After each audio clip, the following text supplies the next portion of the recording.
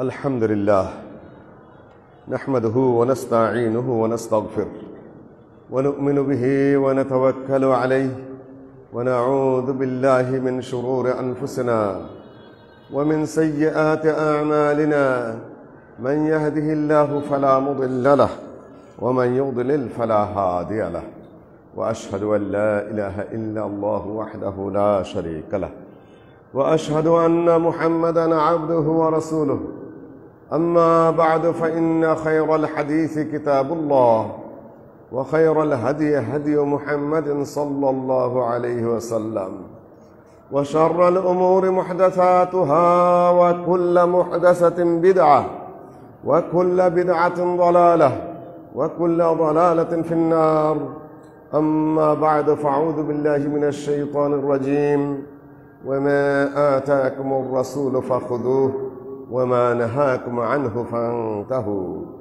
قال رسول الله صلى الله عليه وسلم من أحدث في أمرنا هذا ما ليس منه فهو رد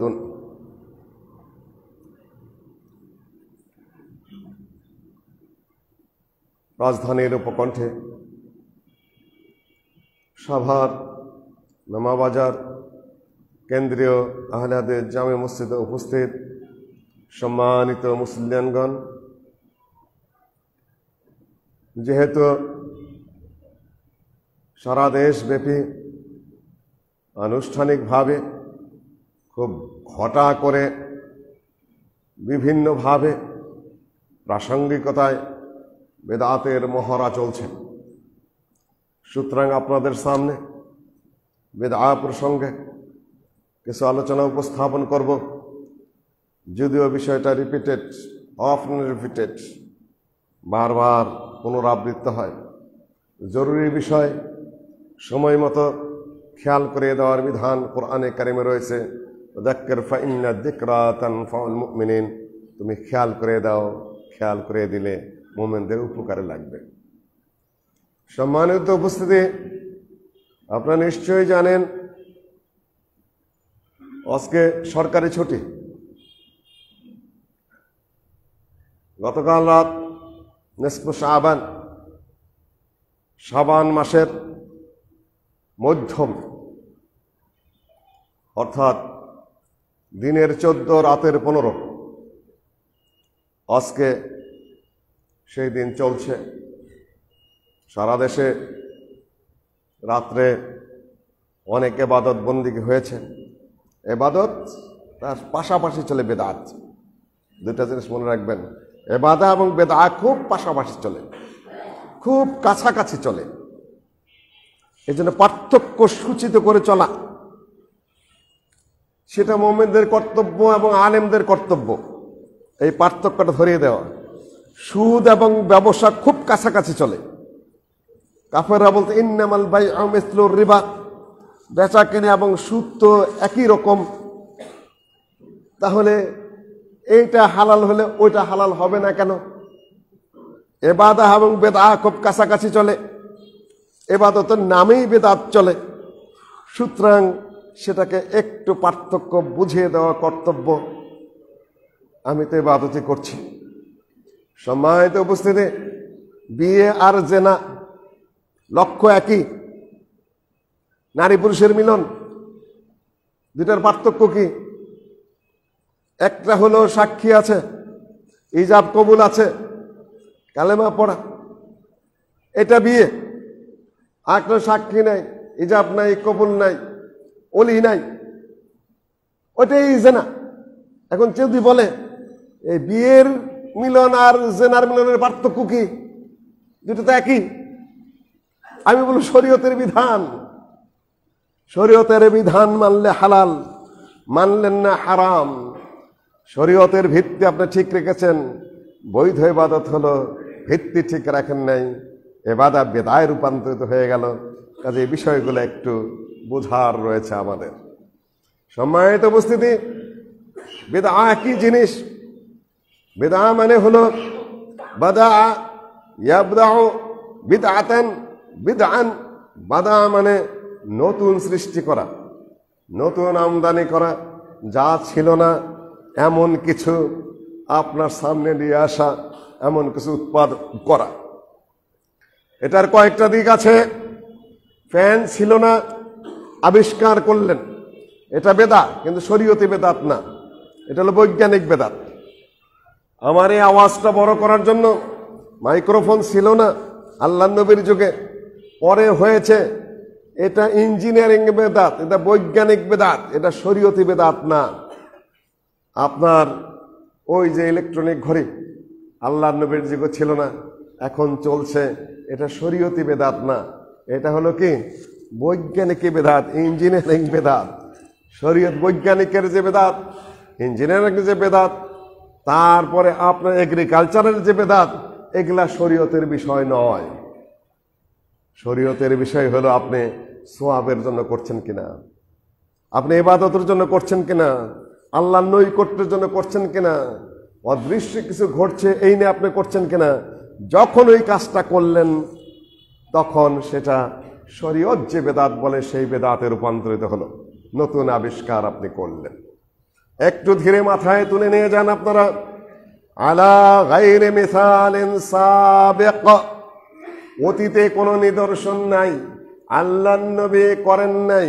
অতীত বলতে সব অতীত নয়, অতীত বলতে হলো আল্লাহর নবীর যুগ এবং সাহাবীগণের যুগ।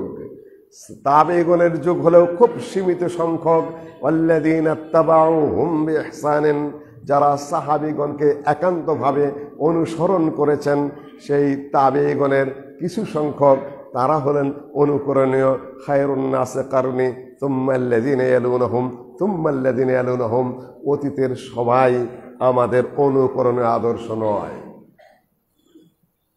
সম্মানিত উপস্থিতি, যে সকল ইবাদতের, যে সকল ধর্মীয় কাজের, যে সকল দ্বীনি বা শরীয়তি আমল আল্লাহর নবীর যুগে এবং সাহাবীগণের যুগে ছিল না, সেটা যদি আপনি নিজের থেকে করেন, ওইটার নাম হলো বেদাত।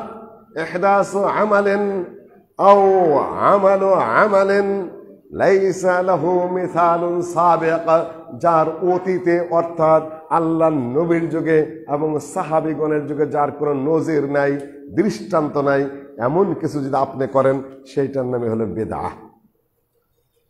সম্মানিত উপস্থিতি, আল্লাহর নবী বেদাত প্রসঙ্গে সতর্ক করেছেন। আল্লাহ তাআলা স্বয়ং সতর্ক করেছেন, আম লাহুম শুরাকা শারাউ লাহুম মিনাদ-দ্বীন মা লাম ইউনাজ্জিল বিহি সুলতানা, তাদের কি কোনো শরীক আছে নাকি? আম লাহুম শুরাকা শারাউ লাহুম, যারা তাদের জন্য বানিয়ে নিয়েছে দিন, মা লাম ইউনাজ্জিল বিহি সুলতানা, যে ব্যাপারে আল্লাহ কাউকে কোনো পাওয়ার দেননি, কাউকে কোনো ক্ষমতা দেননি, কাউকে কোনো অধিকার দেননি যে তোমরা শরীয়ত বানাবে। আম লাহুম শুরাকা শারাউ লাহুম মিনাদ-দ্বীন, দিন এবং শরীয়তের ক্ষেত্রে কোনো কিছু বানানোর অনুমতি আল্লাহ ওয়াহদাহু লা শারীকা লাহু কাউকে দেন নাই। শারাউ লাহুম মিনাদ-দ্বীন মা লাম ইউনাজ্জিল বিহি সুলতানা, সুলতান মানে হলো পাওয়ার, ক্ষমতা।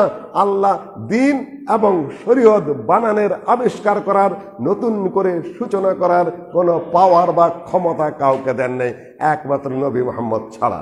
এবং সাহাবীগণের অনুকরণীয় আদর্শ যেটা আল্লাহ নবীর মাপকাঠিতে চলছে, এতে তো কোনো সন্দেহই নেই, এর বাইরে নয়। ওইটুকু আমাদের বুঝে চলতে হবে। সম্মানিত উপস্থিতি, এটার নাম হলো বিদআত। সাহাবীগণ যখন দেখতেন যে কোনো নতুন চিন্তা বের হয়ে আসছে, তখনই তার বিরোধিতা করতেন। আমাদের এইটুকু মাথায় রাখতে হবে খুব কঠিন ভাবে। একদল তাবেঈ আসলেন, তাবেঈরা শুধু সাহাবীগণকে খুঁজতেন যে সাহাবীগণ আল্লাহ নবীর কাছে কি শুনেছেন।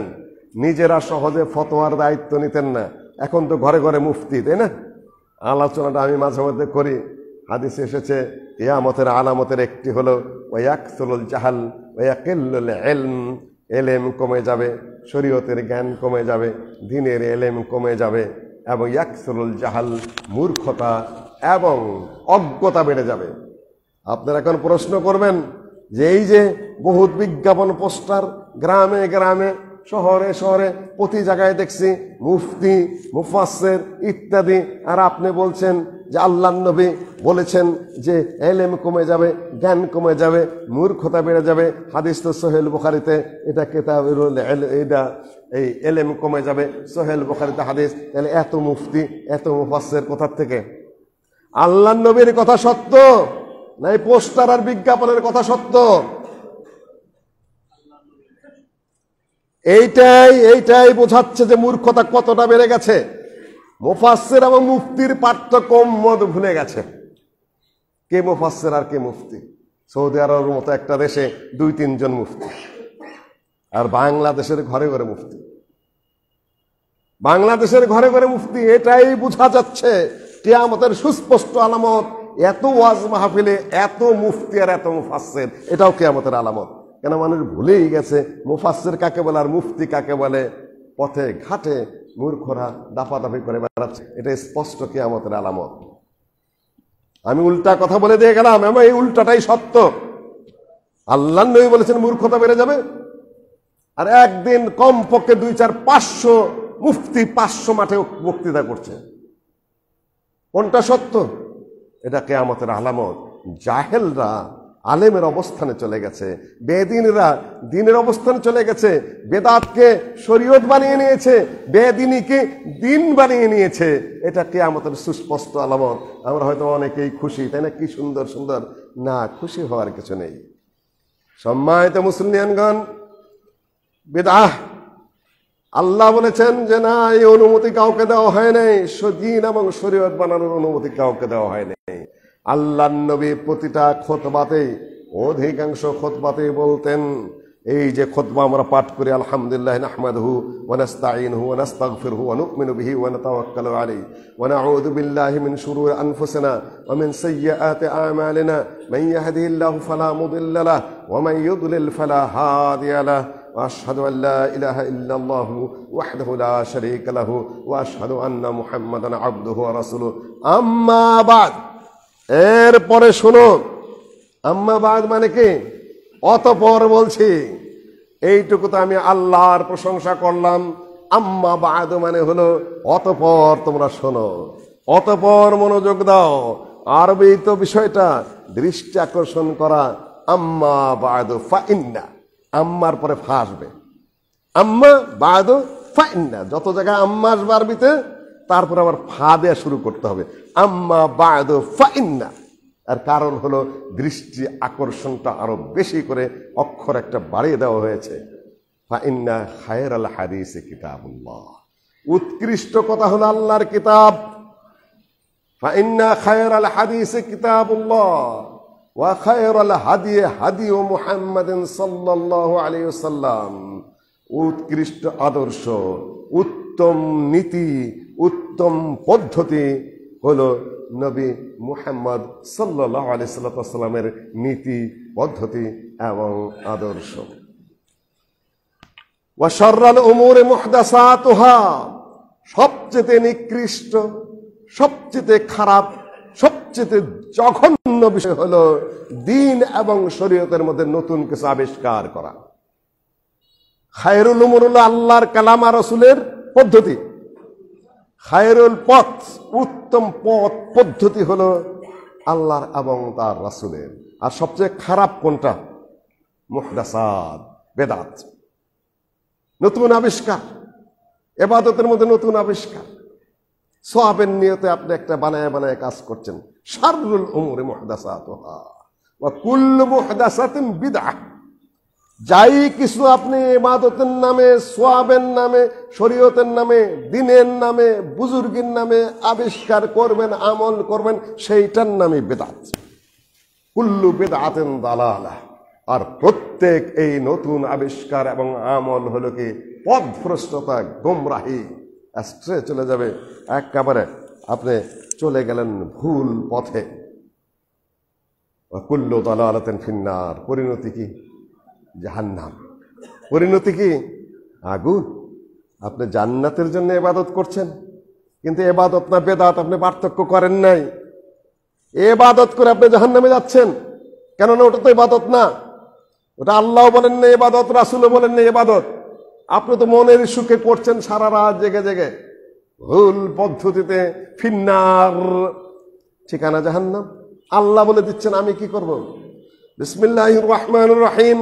হাল আতাকা হাদিসুল গাশিয়া উজুহু ইয়াওমাইযিন খাশিয়া আমিলাতুন নাসিবা তাসলা নারান হামিয়া। এখানে সূরা গাশিয়াতে আবার ওই একই কথা, হাল আতাকা হাদিসুল গাশিয়া, হে নবী তোমার কাছে কি গাশিয়ার খবর এসেছে? গাশিয়া এক কথায় কিয়ামত, সোজা অনুবাদ, যেহেতু আমি আজকে কিয়ামতের আলোচনার মধ্যে নাই। হাল আতাকা হাদিসুল গাশিয়া উজুহু ইয়াওমাইযিন খাশিয়া, এই দিন অনেক চেহারা ভীত, সন্ত্রস্ত, কাঁপাকাঁপি শুরু হয়ে যাবে। হায় আমার কি হবে।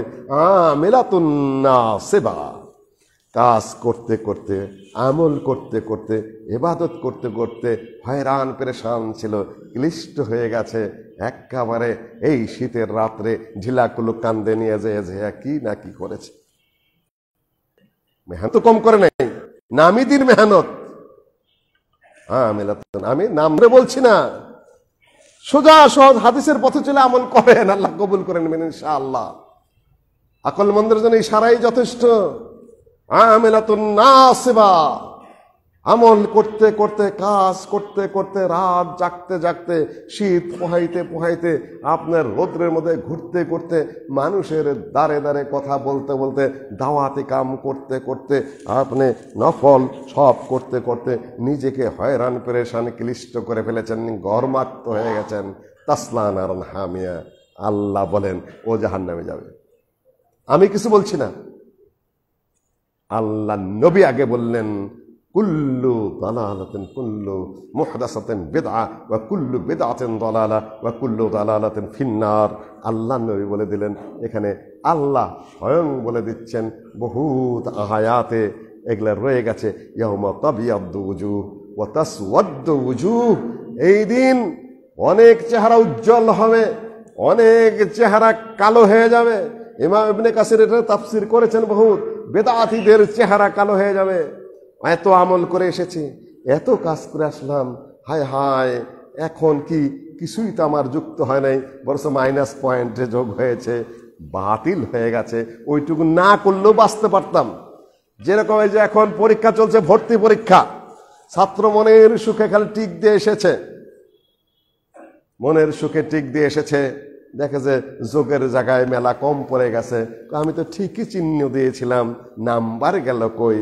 বাবা তুমি যে মাইনাসের যেখানে ভুল জায়গায় যদি টিক না দিতে, আসল যা শুদ্ধ ওইটুকুর মধ্যে খালি টিক দিলেও তুমি হয়তো পাস করে যেতে, কিন্তু ভুল জায়গায় মনের আনন্দে টিক দিয়া যা নাম্বার পাইছিলা তার থেকে মাইনাস পয়েন্টে যায় কম হয়ে তুমি ফেল করে গেছো। কাজে মনের আনন্দে নিজের থেকে বানাই ইবাদত করবেন না, এটা মারাত্মক মাইনাস পয়েন্ট, ইবাদত বাতিল করে দেয়। কোরআন দ্বারা প্রমাণিত, এটা হাদিস দ্বারা প্রমাণিত, পৃথিবীর নিয়ম তাই। আমি প্রশ্ন করেছি যেটা, তুমি হয় বুঝা সত্যটা জবাব দাও, সঠিকটা জবাব দাও, না হলে তুমি খাতার মধ্যে খামাখা পাগলামি করে এসেছো কেন? এক্সামিনারকে তুমি বিরক্ত করছো কেন? রুলসের বাইরে তুমি চলে যাচ্ছ কেন? কাজেই মাইনাস পয়েন্ট না থাকলেও তো পারতো, তাই না? বেচারা ভুল জায়গায় টিক দিছে, আচ্ছা দিছেই আরো সুখ। এটার সাথে বেদাতের মিল আছে, খাতার মধ্যে বেদাত করে আসছে না, পরীক্ষার খাতার বেদাত, ওখানে গুনাহ নাই। একটা উদাহরণের জন্য আপনাকে বললাম, শুধুমাত্র বোঝার সুবিধার্থে। বেদাতের আমল যে নষ্ট হয় তার একটা প্রকৃষ্ট উদাহরণ হলো আমাদের এই ভর্তি পরীক্ষায়, বিশেষ পরীক্ষার ইত্যাদি ইত্যাদির মধ্যে আছে। ভুল জায়গায় টিক দিবেন, শুধুমাত্র ওইটুকু যাবে না, যা পেয়েছেন সেখান থেকে কাটা যাবে, যোগ ফলে বিয়োগ এসে যাবে। ভালো হয় বুঝে নিবেন, সকলকে বহু কিছুর সাথে বহু কিছুর মিল আছে। আল্লাহর কালাম বলছে, রাসূলের হাদিসে বলছে, কিয়ামতের দিন আমল করা সত্ত্বেও তাবিয়াদ্দু উজু ওয়া তাসওয়াদ্দু উজু। সূরা আল আহজাব খুলে দেখুন। পৃথিবীতে আমল টামল ভালোই করে গেছে, বিভিন্ন দল পার্টি করেছে, তারপরে বিভিন্ন হুজুরের আকাবেরিন হযরতের মুরিদ হয়ে যা তা করে গেছে। কিয়ামতের মাঠে যখন উপস্থিত হবে তখন কেরে ঘটনা কি, আমল গেল কোথায়, কি হলো কি? তখন বলবে ইন্না তানা সাদাতানা ওয়া কুবারানা ফাআদাল্লুনা সাবিলা। আমরা পৃথিবীতে আতানা সাদাতানা, আমাদের রাজনৈতিক নেতৃবৃন্দ হলো সাদা, কোবারা হলো ধর্মীয় নেতৃবৃন্দ, আকাবেরিন হযরত। রাজনীতি খুব সোজা বিষয়, একটু একটু ভুল ত্রুটি হবে, দুনিয়াবি মারামারি কাটাকাটি, আল্লাহ ক্ষমা করবেন। কেন আল্লাহর কিছু হস্তক্ষেপ করেন, কিছু ভুল করেছেন, কিছু অন্যায় করেছেন, কিছু দুর্নীতি করেছেন, কিছু জুলুম করেছেন, কিন্তু এবাদত বানান নাই। এবাদত বানানো রাজনৈতিক ভুলের চেয়ে আরো বড় ভুল, এটা আপনারা মনে রাখবেন। এবাদতের মধ্যে হাত দিতে যাবেন না, কখনোই না। এটা হলো ইত্তিবা, অনুসরণ করবেন, কাজ করবেন, যা আছে তাই সলিড নাম্বার, অঙ্কের মতো নাম্বার পেয়ে আপনি মাপ চলে যাবেন জায়গা মতো। এখানে ভেজাল করতে যাবেন না। ইন্না আতানা সাহাদাতানা ওয়া কুবারানা ফাআদাল্লুনা সাবিলা, আমাদেরকে তারা পথভ্রষ্ট করেছে। এখানে একটা প্রশ্নের উত্তর আপনাদের সামনে আসবে। হুজুররাই তো বানায়, আপনার চেয়ে অমুক হুজুর কম নাকি? অমুক হুজুর মুফতি, অমুক হুজুর মুফাসসির, অমুক হুজুর মুফাসসির, অমুক হুজুরের সবাই কত লক্ষ লোক হয়, আর আপনি সবাই কয়জন হয়? আউযু বিল্লাহি মিনাশ শাইতানির রাজিম। কার সবাই কয়জন লোক হইল এই নিয়ে পৃথিবীতে কেউ যায় আসে? কোরআনের দলিল আছে কিনা, হাদিসের দলিল আছে কিনা, ওই বিশাল মহড়ার তো প্রয়োজনই নাই। আপনি কোরআন এবং হাদিস একজন ভালো আলেমের কাছ থেকে বুঝে নিবেন, না হলে আপনি শিখবেন। আপনাকে আমল করতে বলা হয়েছে, মহড়া দিতে আপনাকে কে বলেছে? সম্মানিত উপস্থিতি, ফাআদাল্লুনা সাবিলা অর্থ হলো কোন সাধারণ মানুষ বেদাত বানায় না। এর আগেও আপনাদের দৃষ্টি আকর্ষণ করেছি বিভিন্ন জায়গা থেকে। প্রেসিডেন্ট বেদাত বানায় না, প্রধানমন্ত্রী বেদাত বানায় না, এমপি সাহেব বেদাত আবিষ্কার করে না, পুলিশ অফিসারও না। বেদাত আবিষ্কার করে কে? হুজুরে করে। আজকে যদি প্রেসিডেন্ট সাহেব ভাষণ দেন যে সবে বরাতের এই সওয়াব আর এই গুনাহ, মানুষ শুনবে? এমনিতে তো বেকার হয়ে গেছে, ওটা বাদ দিলাম। আজকে যদি রাষ্ট্রীয় কোনো ফরমান, দেশে তো ওই ধরনের কোনো স্থাপিত সরকার নেই, অন্তর্বর্তীকালীন সরকারের প্রধান যদি বলে সবে বরাতের এই সেই, কেউ শুনবে? বাইতুল মোকাররম থেকে কি আসছে, হুজুরে কি বলতেছে, অমক হুজুর কি বলতেছে, অমক আমির সাহেব কি বলতেছে, শরীয়তের বিষয়টা হুজুরের কাছেই মানুষে শোনে, আর হুজুরেই তো বানায়। বেদাত সব সময় হুজুরে বানায়, এটা কোনো সাধারণ মানুষে বানায় না, অসাধারণ মানুষে বানায় না, হুজুরেই বানায়। কাজে প্রতারিত হওয়ার কোনো বিষয় নেই এখানে। যত বড় হুজুর, সে যদি কিতাব এবং সুন্নতের লাইনে না থাকে, তাহলে তত বড় বড় বেদাতের আবিষ্কার করবে। একেবারে সোজা কথা আপনি মনে রাখবেন। সম্মানিত উপস্থিতি, কাজে ইবাদতের মধ্যে সওয়াবের কাজ কখনো আপনারা কেউ বানাতে যাবেন না। আপনি যে মাযহাব, প্রত্যেকে মাযহাবেই বেদাত ঘৃণিত। হানাফি, শাফি, মালিকি, হাম্বলি কিতাবে লেখা আছে বেদাত ঘৃণিত, বেদাত প্রত্যাখ্যাত, বেদাত আমল নষ্ট করে, কিন্তু তারপরে আবার হুজুরের সাথে করবেই। সম্মানিত উপস্থিতি, এইটুকু বলার পরে এটা হলো শরীয়তের বিধানটা মৌলিকভাবে হেডলাইন দিয়ে দিলাম। দু একটি উদাহরণ সমাজে যা আছে আপনার সামনে একটু তুলে ধরি। যেটা প্রথমে শুরু করেছিলাম, যে ভয়ঙ্কর একটা সময় যাচ্ছে বেদাতের। হাদিস বর্ণনা করছে, অনেকগুলা জাল এবং জয়ীফ হাদিস রয়েছে। একটা হাদিস শুধুমাত্র মোটামুটি গ্রহণযোগ্য, সেখানে কোনো ধরনের আমলের কথা নেই, সিয়ামের কথা নেই। সিয়ামের ব্যাপারটা যেটা আছে মোটামুটি, তবে দুর্বল, সুনির্দিষ্ট নয়। কিন্তু এই রাত্রে আল্লাহ মুশরিক ছাড়া এবং ফারিকুল জামাত থেকে বিচ্ছিন্ন হয়ে রাষ্ট্রীয় সরকারের বিরুদ্ধে যারা যুদ্ধ করে, ইসলামিক রাষ্ট্রীয় সরকার অবশ্য বিশৃঙ্খলা সৃষ্টি করে, হিংসুক, তাদের ছাড়া মাফ করে দেওয়া হয়। এটা মোটামুটি ভাবে সনদ আছে, কিন্তু এখানে কোনো এবাদতের কথা নেই যে রাত্রে এবাদত করবে। সন্ধ্যার সময় শীতের মধ্যে নারীরা গোসল করবে, গোসল করার পরে তারপরে মাথার থেকে যে পানি টপ টপ করে পড়বে, মাথার গোনা, দেহের গোনা সব ওই পানি টপ টপ করে পানি পড়ার সাথে সাথে সব চলে যাবে। এই রাত্রে ভাগ্য নির্ধারিত হয়, এই রাত্রে চাবেন আল্লাহ সব দিয়ে দিবে, ভাগ্য পুনর্লিখিত হয়, ইত্যাদি ইত্যাদি যত কথা সব হলো বানাওটি কথা। আকীদারও বেদাত, আমলেরও বেদাত। বেদাত কিন্তু মোটামুটি প্রথম দুই প্রকার, একটা হলো আকীদাগত বেদাত, একটা হলো আমলগত বেদাত। আমলগত বেদাতের গুনাহ একটু কম, সে মুসলিম উম্মতের ভিতরেই থাকে কিন্তু গুনাহগার। আর আকীদার বেদাত যেটা, সেটা মানুষকে উম্মতে মুসলিমার থেকে অনেক সময় বের করে দেয়, সে আর মুসলিমই থাকে না। সেটা নিয়ে আমি আজকে অত জটিল আলোচনার মধ্যে যাচ্ছি না, আমি শুধু কয়েকটা উদাহরণ দিচ্ছি আপনাদের সামনে। এই রাত্রে বা দিনে কোনো ইবাদতের সুস্পষ্ট কোনো হাদিস নেই, তার সাথে আবার যুক্ত করেছেন পটকা ফুটানো।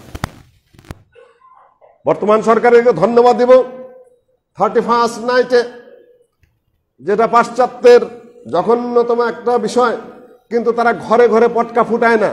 আমেরিকা ব্রিটেনেরা যত জাহেলিয়াত হলো আমাদের দেশে, তাদের নির্দিষ্ট জায়গা আছে যেখানে তারা পটকা ফুটাবে, এয়ারপোর্টে যাবে নির্দিষ্ট জায়গা আছে যেখানে বিড়ি খাবে, যেখানে বিয়ে শাদীর জন্য আলাদা কমিউনিটি সেন্টার আছে সেখানে তারা বাজনা বাজাবে। কিন্তু মুসলিমরা এতই জাহেল, এতই গবেট, এতটা গর্ধব, এতটাই বাজে মানসিকতার, রাত্রে ধুরুম ধুরুম করে বিবাহের বাজনা বাজাইতেছে। আহাম্মক, তোমার এতটুকু জ্ঞান নাই যে তোমার বাসার পাশে আর একটা বাসায় সেখানে রুগী আছে, সেখানে বুড়া বুড়ি আছে, হার্টের রুগী আছে, পরীক্ষার্থী আছে, পরের দিন আবার অফিস খোলা, অফিসে যাইতে হবে, তার জরুরি কাজ আছে, ড্রাইভার সাহেব ঘুমাবে, সকালে তার গাড়ি চালাইতে হবে, অ্যাক্সিডেন্ট করবে, তার তো ঘুমের প্রয়োজন আছে। তুমি কোন আক্কেলে, কোন বুদ্ধিতে, কোন কমন সেন্সে এই ধুরুম ধুরুম হুরুম করে মাটি কাঁপায় কাঁপায় তুমি বাজনা বাজাইতেছ? আমার ঘরে আমি বাজাইতেছে। আরে বেটা, তোর ঘরে তুই বাজা, তোর আওয়াজ আরেকজনের ঘরে যাবে কেন? আক্কেলকে হাঁটুর মধ্যে নেমেছে তোমার?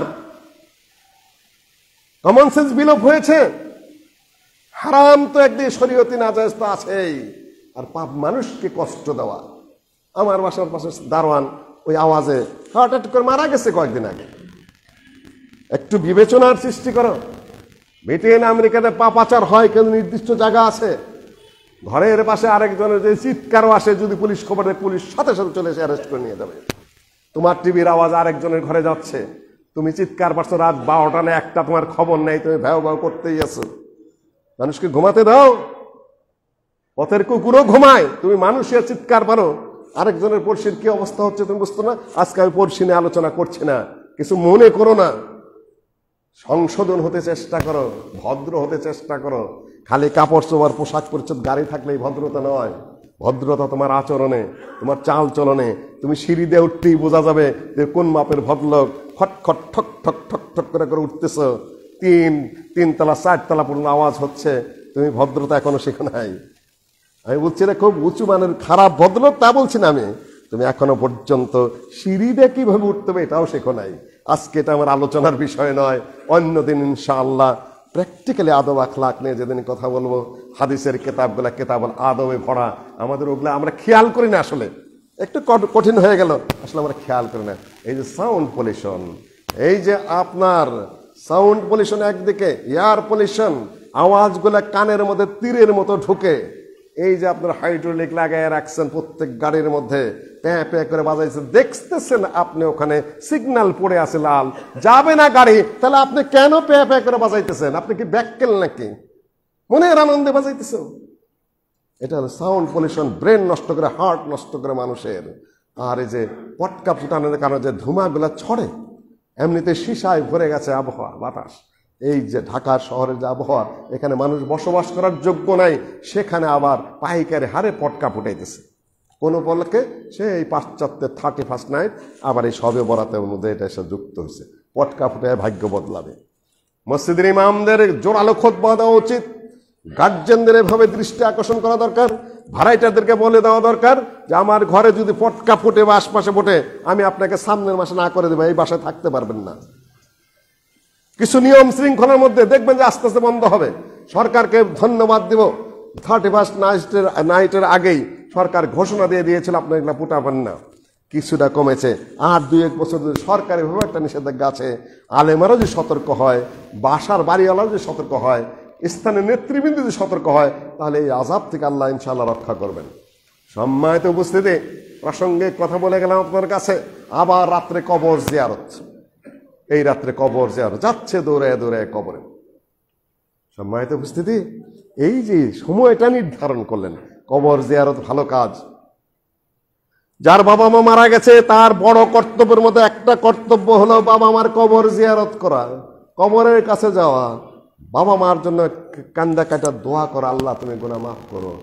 গ্রামে বসে থাকে, বাবার কবর ওইখানে, মায়ের কবর ওইখানে, কোনো দিন জিয়ারত করে না, কোনো দিন বাবা মার জন্য একটু দোয়া করে না। তারপরে বহু এলাকায় নিজের বাপ দাদার কবর আছে, গোরস্থান আছে, ওগুলার উপর এখন হাল চাষ করতেছে। ওর হাল চাষ খাইতে হবে, কিসের বাবা কিসের মা, কিছুই না। বহু গোরস্থান বেদখল দেয়া, বাপদাদা অক্ষ করে গেছে, ওই গোরস্থানের মধ্যে বাপদাদার লাশ আছে, ওইটা নিজের এখন হাল চাষ করে খাইতেছে। ওর হালাল রুজির আর কোনো পথ নাই পৃথিবীতে। আদব আখলাক সম্মান বোধ এই রাত্রে পটকা ফুটায় ফুটায় ভাগ্যের পরিবর্তন করবে। দলিল কি? সূরা দুখান। বিসমিল্লাহির রহমানির রহিম। হামিম ওয়াল কিতাবিল মুবিন ইন্না আনজালনাহু ফি লাইলাতিন মুবারাকাহ ইন্না কুন্না মুনদিরিন ফিহা ইফরাকু কুল্লু আমরিন হাকিম। আকুলু কওলি হাযা।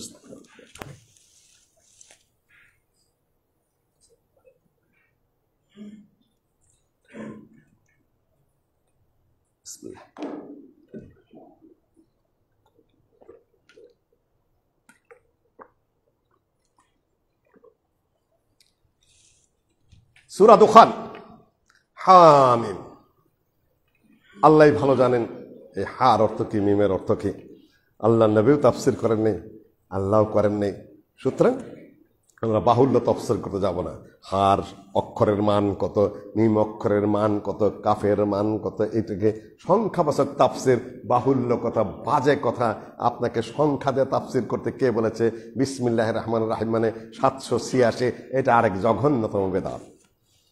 আলেফের মান এত, বার মান এত, তার মান এত, পরবর্তী বেদাতি তাবিজ আলারা বানাইছে এটা, সেইটা বিসমিল্লাহির রহমানির রহিম জায়গায় 786 লিখে রাখতেছে।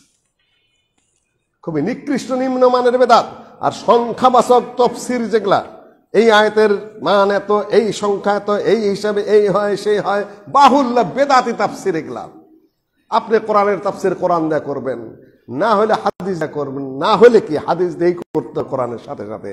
সাহাবীগণ কি তাফসির করেছেন, ওই তাফসির ইমাম বুখারী সেদিন সহিহ বুখারীর দর্স হলো, ডক্টর মুজাফফরের মাদ্রাসায় নিয়ে গেল। নিয়ে যাওয়ার পরে ওই ওয়ানাদাউল মাওয়াজিন আল কিসত, ইমাম বুখারী সহিহ বুখারীর কিতাবুত তাওহীদ শেষ হাদিসের মধ্যে এই আয়াতটা নিয়ে এসেছেন, ওয়ানাদাউল মাওয়াজিন আল কিসত। সম্মানিত উপস্থিতি, এই আয়াতের তাফসির কি হবে? ইমাম বুখারী তাফসির জানেন না, নিজের থেকে 10টা কিসসা বলতে পারতেন না। কি বললেন? কালা মুজাহিদ আল কিসত মানে কি? মুজাহিদ কে? ইবনে আব্বাস রাদিয়াল্লাহু তাআলা আনহুর ছাত্র তাবেঈ। আর মুফাসসিরদের প্রধানকে? ইবনে আব্বাস রাদিয়াল্লাহু তাআলা আনহু। কেননা ইবনে আব্বাস রাদিয়াল্লাহু তাআলা আনহু যেহেতু সর্বশ্রেষ্ঠ মুফাসসির সাহাবী, তার ছাত্র, তার মাধ্যমে তাফসির এসেছে, তাহলে কোন তাফসির উত্তম? ইমাম বুখারী বলেন কালা মুজাহিদ, মুজাহিদ বলেছেন। তাফসির মানেই হলো আপনি আরেকটা কোরআন আয়াত নিয়ে আসবেন, আরেকটা হাদিস নিয়ে আসবেন। না হলে সাহাবী কি বলেছেন, ইবনে আব্বাস সহ অন্যান্য সাহাবীরা কি বলেছেন, না হলে তাবী কি বলেছেন। এইটাই নিয়ম। কুল্লামা কানা কাউলুকা ইলা সালাফি আকরাব কানা কাউলুকা আ'লা ওয়া আফদাল। আপনার কথা সালাফে সালেহিনের সাথে, সাহাবীগণের সাথে যত যুক্ত করতে পারবেন, তাবেঈদের সাথে যত যুক্ত করতে পারবেন, আপনার কথার মূল্যায়ন কত হবে শরীর দেখতে। আর আমার মূল্যায়ন কি? পাগড়ি কিভাবে বান দিল, কতটা আতর আছে, কি পরিমাণ স্লোগান দিল, কি পরিমাণ প্রচারণ হলো, চেহারাটা কত সুন্দর, গলার আওয়াজ কোন ধরনের, এগুলা কোনো বিষয়ই না শরীয়তের। শরীয়তের বিষয়ে আল্লাহ কি বলেছেন, আরেকটা আয়াতের মধ্যে কি এসেছে, আরেকটা সহিহ হাদিসে কি এসেছে, সাহাবীগণ কি তাফসীর করেছেন, আর তাবেঈগণ সাহাবীগণের কাছে কি তাফসীর করেছেন। ইমাম বুখারী বলছেন কালা মুজাহিদ, মুজাহিদ বলেছেন তাফসিরে এই। তার মানে কি? তাবেঈর তাফসীর। আমার আপনার এই প্রচলিত কথাবার্তা নয়, যতটা তাদের সাথে সম্পৃক্ত করবেন সহিহ সনদে, ততটা আপনার কথা মূল্যবান, অন্যের কথার কোনো ভ্যালু নেই, মূল্য নেই। এটা শরীয়তের সিস্টেম। সিস্টেমে ফিরে আসতে হবে আপনাকে। সিস্টেমের বাইরে চাপাবাজি করছেন, ওয়াজ মাহফিলের অধিকাংশ নিয়ম লঙ্ঘন করছেন, ভুল পদ্ধতিতে যা মনে আসছে করছেন, কুর্সি নিয়ে আলোচনা করতে হাসিনা আর কুর্সি নিয়ে টানানো শুরু করেছেন, ওগুলো বিষয়ে অবশ্যই জুলুমের ক্ষেত্রে আলোচনা করবেন, কিন্তু তাফসীর তো না, কোনটা কোনটার সাথে লাগিয়ে দিচ্ছেন। এইটা হলো আহলে হাদিসের পদ্ধতি। সালাফে সালেহিন মানে কি? আমাদের কথা কোরআনের কথা, আমাদের কথা হাদিসের কথা, আমাদের কথা সাহাবীগণের বিবরণ, আমাদের কথা তাবিনের সূত্র চ্যানেল ধরে কথা, না হলে আপনার কথার মূল্যায়ন কি? ওইটাই তো আমরা বলতে চাই। আর আপনার বিরক্ত হয়ে আমাদের মসজিদ বন্ধ করে দিবেন, আমাদের ওয়াজ মাহফিল বন্ধ করে দিবেন। তো জাহিলিয়াত আর কাকে বলে? আপনি তো মানবেন, কোথায় সহিহ হাদিস মানবেন, কোথায় সুন্দর কথাটা শুনবেন, কোথায় কোরআনের সঠিক তাফসীরটা বুঝবেন, কোথায় হাদিসটা আপনি কানে তুলবেন, তা না করে আপনি ওয়াজ সহিহ কথা যারা বলবে তাদের মাহফিল বন্ধ করে দিবেন। এটা আবু জেহেলের খাসলত। আল্লাহুম্মা ইন কানা হাযা হুয়াল হাক্কু মিন ইনদিক ফাআমতির আলাইনা হিজারাতাম মিনাস সামা আও ইতিনা বিআযাবিন আলিম। আল্লাহর নবী কোরআন বলেন, আল্লাহর নবী তার কথাও দলিল হাদিস বলেন। আবু জেহেল আল্লাহর কাছে দোয়া করে, আল্লাহ মুহাম্মদের কথা যদি সত্য হয় আর এই কোরআন যদি সঠিক হয়, আমার উপরে আল্লাহ আমাদের উপর পাথর বর্ষণ করে আমাদেরকে ধ্বংস করে দাও। আসলে বলা উচিত ছিল কি, আল্লাহ কোরআন যদি সত্য হয়, মুহাম্মদ যা বলছে তা যদি সঠিক হয়, আল্লাহ তুমি হেদায়েত দাও আমাদেরকে, ওই পথ ধরার তৌফিক দাও। আবু জেহেল মূর্খ বেওকুফ বলে কি, আমাদের উপর পাথর দিয়ে ধ্বংস করে দাও। আমাদের সত্য হয়, সালাফিদের কথা যদি সত্য হয়, কোরআন যদি সঠিক, কোরআন তো সঠিকই, হাদিসের স্পষ্ট কথা বলে, আল্লাহ আমরা যেন ওই পথে না চলি, আর ওদের মাহফিল বন্ধ। তা আপনি কতটা বুদ্ধিমান, আপনি কতটা জ্ঞানী, নিজেকে প্রশ্ন করুন। সে ওই মাপের জ্ঞানী, আবু জেহেল মার্কা জ্ঞানী। সম্মানিত উপস্থিতি, আমি যা বলছিলাম, লাইলাতুল বারাআহ, বারাত, বারাত মানে ভাগ্য, বারাআ মানে মুক্ত হওয়া, পাপ মুক্ত হওয়া।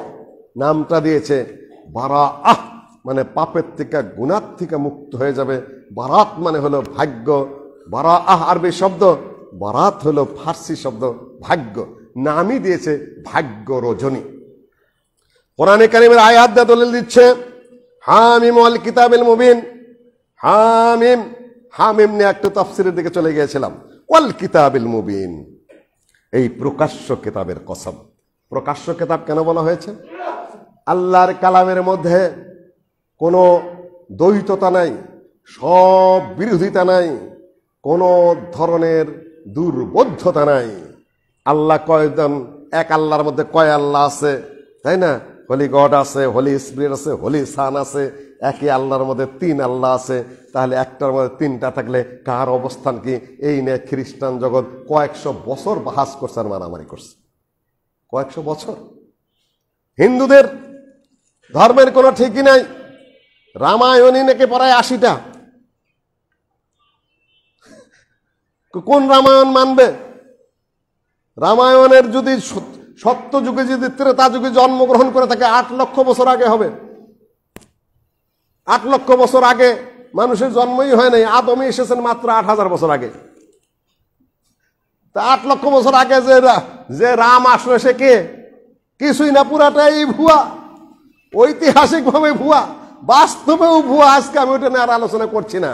আল্লাহ বলে হাযাল কিতাবুল মুবিন, আমার কিতাব হলো মুবিন, স্পষ্ট পরিচ্ছন্ন। ঐতিহাসিক কোনো সমস্যা এখানে, ভৌগোলিক কোনো সমস্যা নাই, জন্মের কোনো সমস্যা নেই এখানে। একটা আরেকটার সাথে কোনো দ্বৈততা নাই, দ্বিমত নাই, সেলফ কন্ট্রাডিকশন কোথাও নাই। প্রত্যেকে ধর্মগত খুলে দেখুন, খালি সেলফ কন্ট্রাডিকশন, সব বিরোধী বাজে কথা, অনৈতিহাসিক কথা, অবাস্তব কথায় ভরা। এটা হামিম ওয়াল কিতাবিল মুবিন, আমরা এই স্পষ্ট কিতাবের কসম দিচ্ছি। কে কসম? আল্লাহ স্বয়ং। ইন্না আনজালনাহু ফি লাইলাতিন মুবারাকাহ, আমরা অবতীর্ণ করেছি এই কিতাবকে একটি বরকতময় রাতে। সেই বরকতময় রাত কোনটা?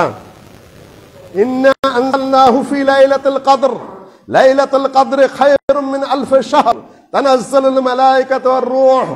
শেষ পর্যন্ত বলেন কোনটা? লাইলাতুল কদর। লাইলাতুল কদর কি মাসে? শাবান মাসে না শাওয়াল মাসে? এই যে রমাদান আসতেছে, তাই না? শাহরু রমাদান আল্লাযী উনজিলা ফীহিল কুরআন। রমাদান মাস এমন এক মাস যে মাসে কোরআন অবতীর্ণ হয়েছে। এটা আবার সূরা বাকারাতে এক আয়াতের সাথে আরেক সূরার সাথে আপনি মিলিয়ে নিয়ে তাফসীর করুন। তাহলে আপনি শাবান মাসে কোরআন নাযিল হলো কোথা থেকে? তাহলে ইন্না আনজালনাহু ফি লাইলাতিন মুবারাকা, আমি এই কোরআন অবতীর্ণ করেছি একটা বরকতময় রাতে। সেটা কি শাবান মাস না রমজান মাস?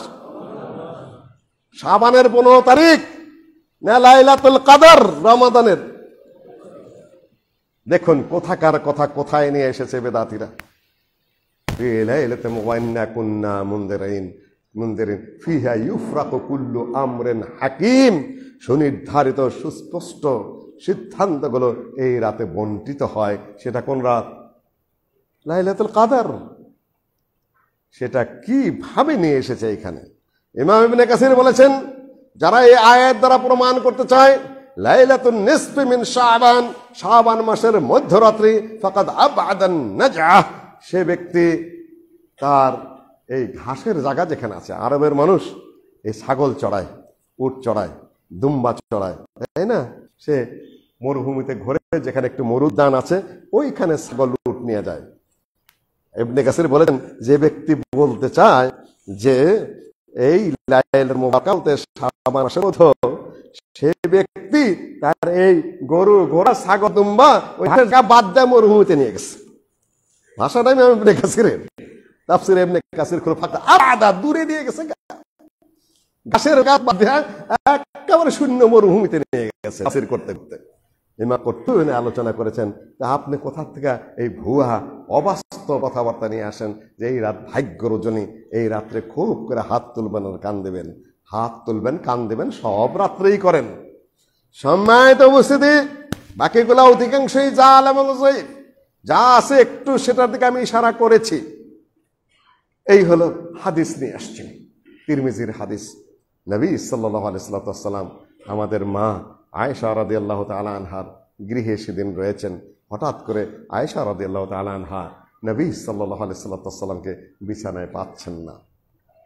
তিনি একটু ক্ষুব্ধ হয়ে একটু অভিমান করে উঠলেন, আজকে আমার এখানে থাকার কথা, এখানেই ছিলেন আল্লাহর নবী, বেরিয়ে কোথায় গেলেন? বের হয়ে আয়েশা রাদিয়াল্লাহু তাআলা আনহা খুব রাগান্বিত অবস্থায়, ক্রুদ্ধ অবস্থায়, এটা স্বামী স্ত্রীর ব্যাপার, এটা কিন্তু নাবী হিসাবে নয়। স্বামী স্ত্রীর মান অভিমান সেটা নবী এবং নবীর স্ত্রীর মধ্যেও আছে। একটু কথা কাটাকাটি, স্বামী নবী হলে হবে, এটা আবার অনেকে আমরা ভুল করি। ওয়াজ শুনে শুনে খালি মনে করে বউ একটা কথা বলে মারামারি লাগাইতে হবে, তালাক দিয়ে দিতে হবে, এই সকল না, ওটা না, ওটা হলো ভুল বক্তব্য দিচ্ছেন আপনারা। ওটা ঘটবেই পৃথিবীতে, আল্লাহ নবীর সাথেও ঘটেছে, 2-4টা ঘটে নাই, কোরআনে তার বিবরণ এসেছে।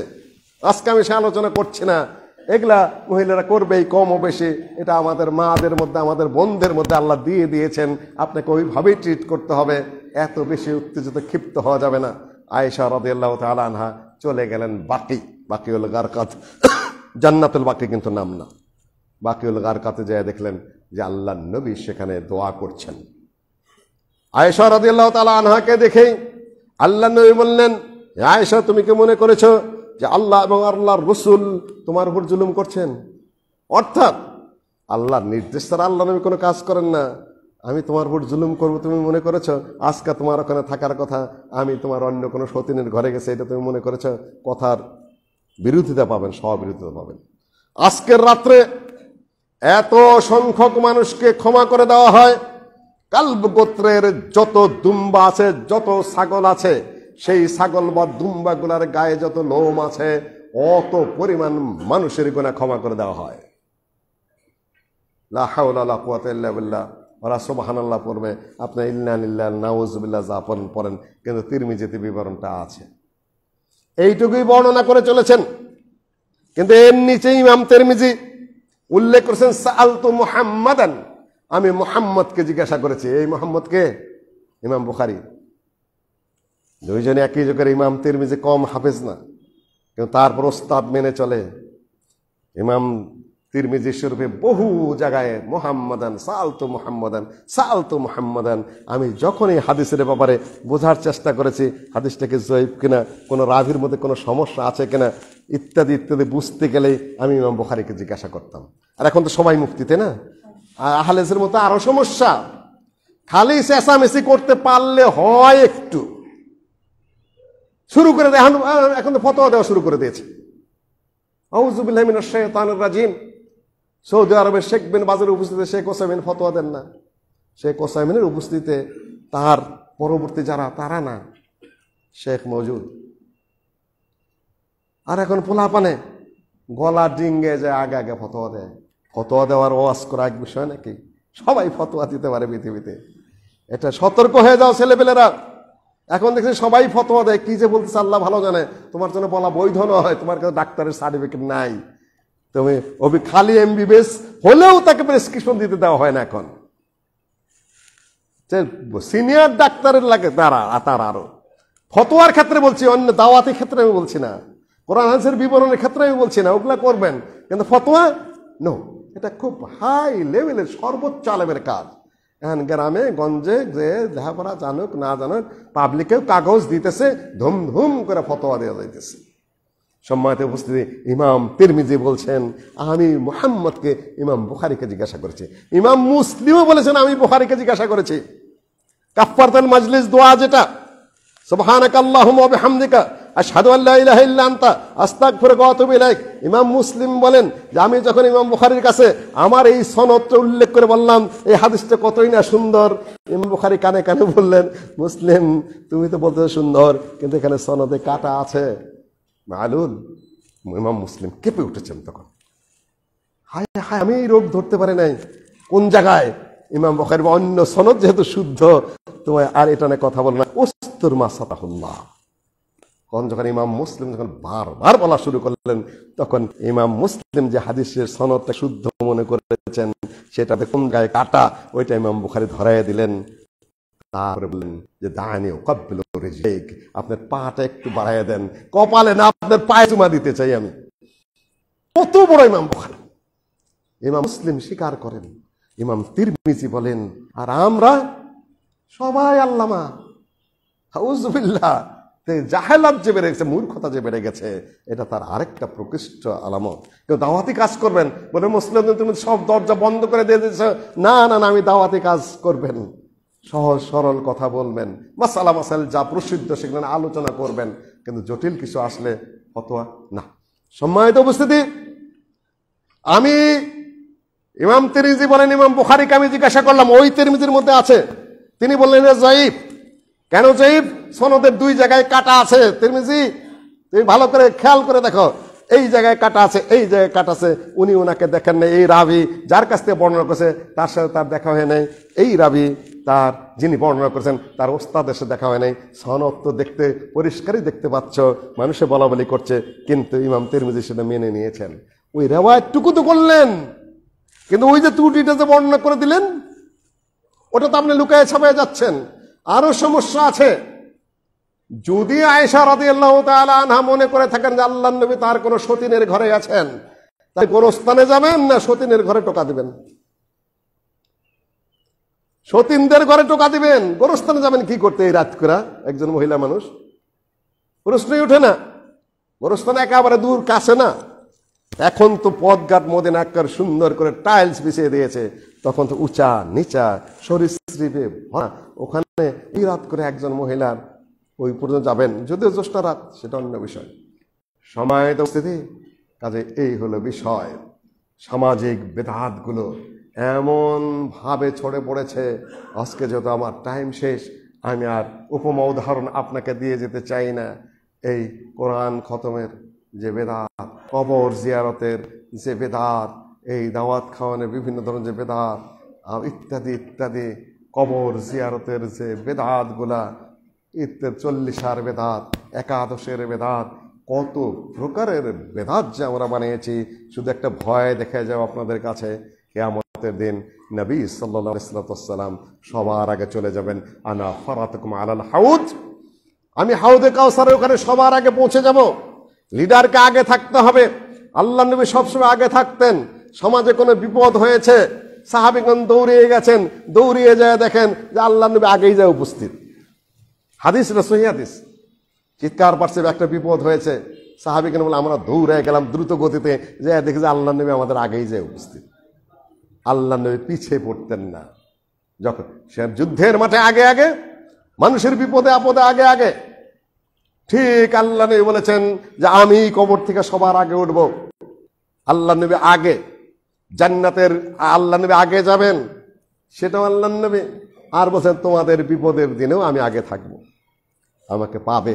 তিন জায়গায়, এক জায়গায় তো পাবেই, ওই আলোচনা যাচ্ছে না। আনা ফারাতুকুম আলাল হাউজ, আমি কিয়ামতের দিন সবার আগে, তোমরা প্রস্তুত হওয়ার আগেই আমি কাউসারের ওখানে উপস্থিত থাকবো। 50,000 বছর মাথার উপর সূর্য, এই মাটিটা প্রস্তুত করা হয়েছে।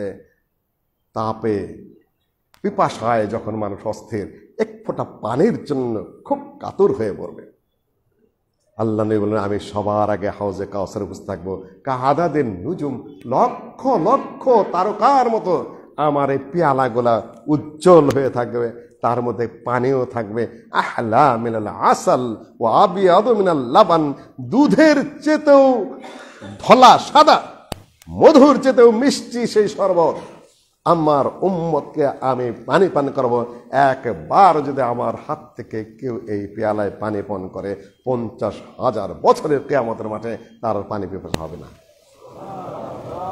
ইতিমধ্যে একদল চলে আসবে আল্লাহ নবীর হাতে পানি পান করার জন্য। আল্লাহ নবী বলেন ওসাই হাবি, ওসাই হাবি, আসো আসো আসো, আমার উম্মতের লোক, আমার উম্মতের লোক, আমি হাজির, পানি পান করে যাও, পানি পান করে যাও। আল্লাহ নবী ডাকবেন, একটা দেওয়াল পড়ে যাবে সামনে, ওয়াল পড়ে যাবে। আল্লাহ নবী বলেন ছেড়ে দাও, আটকাচ্ছ কেন, এটা তো আমার উম্মতের লোক। একটা আওয়াজ আসবে, তাদরি মাদা আহদাসু বাদাক, নো নো, এরা কাছে যেতে পারবে না, দূরে দূরে দূরে। হে মুহাম্মদ, তুই জানো না তোমার মৃত্যুর পর এরা কত ইবাদত আবিষ্কার করেছে, দিনের কত কিছু বের করেছে, কত আনুষ্ঠানিকতা বের করেছে, কত কিছু বানায় বানায় করা শুরু করেছে। তারা আল্লাহ যা বলেছেন তা বাদ দিয়ে, নবী মুহাম্মদ তুমি যা বলেছেন সেটা অনুকরণ না করে নিজেরা বানায় বানায় করেছে। সুতরাং হাউজে কাউসার তাদের নসিব হবে না। বেদাতি ভাইরা মনে রাখবেন, পরিণতি বড় ভয়ঙ্কর। জায়গায় হস্তক্ষেপ করেন আপনারা, যা আছে তাই করেন, নিজেরা কিছু বানাইতে যাবেন না। এই হাদিসের উল্লেখের অর্থ কি? অর্থ হলো বেশিভাবে সতর্ক করা। আগে থেকে আসতে দিত না, তাও তো একটা কথা ছিল, তাই না? যে পাওয়ার চেয়ে না পাওয়াই ভালো ছিল, গল্প আছে না একটা, পাওয়ার চেয়ে না পাওয়াই ভালো ছিল, দেখার চেয়ে না দেখেই ভালো ছিল। অর্থাৎ এটা বুঝাই দেওয়া, পৃথিবীতে আমল মনে করে বেদাত করেছ, বাতিল হয়ে গেছে, কিয়ামতের দিন হাউজে কাউসার দেখবা কিন্তু পাবা না, কষ্টটা আরো বেড়ে যাবে। কাজে আপনারা যে কোনো দিবসে বানায় কোনো আমল করবেন না। আল্লাহ আমাদেরকে তৌফিক দান করুন। আল্লাহুম্মা আনসুর মান নাসারা দীনা মুহাম্মাদিন সাল্লাল্লাহু আলাইহি ওয়াসাল্লাম ওয়াজআলনা মিনহুম ওয়াখযুল মান খাযালা দীনা মুহাম্মাদিন সাল্লাল্লাহু আলাইহি ওয়াসাল্লাম ওয়া লা তাজআলনা মিনহুম। আল্লাহুম্মা শাত্তিত শামলাহুম, আল্লাহুম্মা দাম্মির দিয়ারহুম, আল্লাহুম্মা খাররিব বুনিয়ানহুম। আল্লাহ আমাদের মধ্যে যারা অসুস্থ আছে তাদেরকে সুস্থ করে দাও।